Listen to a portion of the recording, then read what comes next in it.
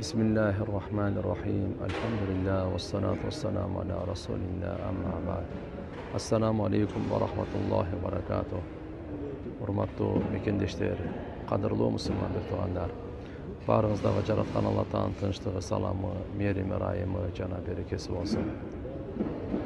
Kur'an'da jaratkan Allah Teala aytat: "İnnemel mu'minuna ihva." İmandılar bari şek kümensiz bir tuğan. Al muslim, musulman, musulmanga bir tuğan. Andıktan kaysı musulman kanday kaygıda olsun, oruda olsun, kıcalatçılıkta olsun, bu bizden kaygımız, bizden oruğumuz, bizden kıcalatçılığımız. Bugün Palestina'da bolğan okuya, jürөгünde imanı var adamdı sızdatpay, kaygırtpay koyboydu.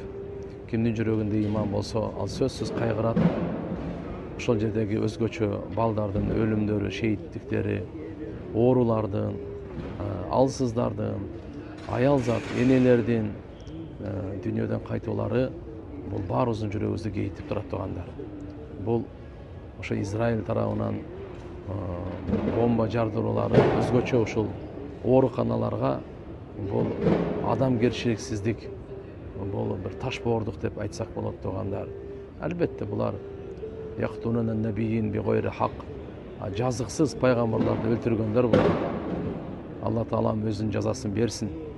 Өзүн Алла Субханаху ва Таала мусулмандарга жардам берсин. Бирок буну эл аралык уюмдар адилеттүүлүк тез аранын ичинде чечүүгө албетте биз дуа кылабыз. Мусулман катары туугандар, биз эмне кылабыз? Кайерден гана болбосо жүрөгүбүздө күйүк жараткан Алла Таала. Дуа, бул дуа болсо силахул муъмин, момундун эң күчтүү куралы бул дуа. Кайерден болсо да эртеги кеч Алла Тааланын бирөөнүн үнүн угат, сөзсүз жардам берет. Мусулмандарга Алла Таалам жардам берип, жеңиш берип, курсанчылык берсин. Душмандардын баардыгын жараткан Алла Таалам ойлорун, топторун баардыгын талкалап өздөрүнө кайтарсын. Баарыбыз дуа кылайлы. Албетте мамлекеттик жетекчиликтердин баарына суранып кетишибиз керек. Эл аралык деңгээлде, эл аралык ушул укук майданында ушул согушту токтотконго салым кошконго аракет кылыш керек. Калган элибиз ынтымактуулукка, бул сыноо, жараткан Алла Тааланын тарабынан сыноо. Мусулмандын иманы, амалы, ынтымагы, достугу канча экенин жараткан Алла Субханаху ва Таала сынайт. Ошон үчүн келиңиздер баарыбыз иманыбызды оңдоп, ортобузду ынтымагыбызды бекемдеп, амалыбызды оңдоп, колдон келген жардамыбызды дуа менен көрсөтүп турайлы.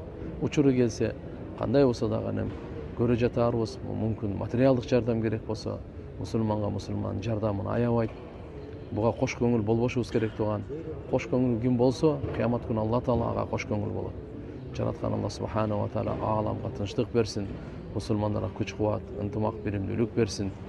Алла Субханаху ва Таала ошол жерде көз жумгандардын баарына шейиттик даража берип, тууган уруктарына Алла Субханаху кайраттуулук берсин, сабырдуулук берсин.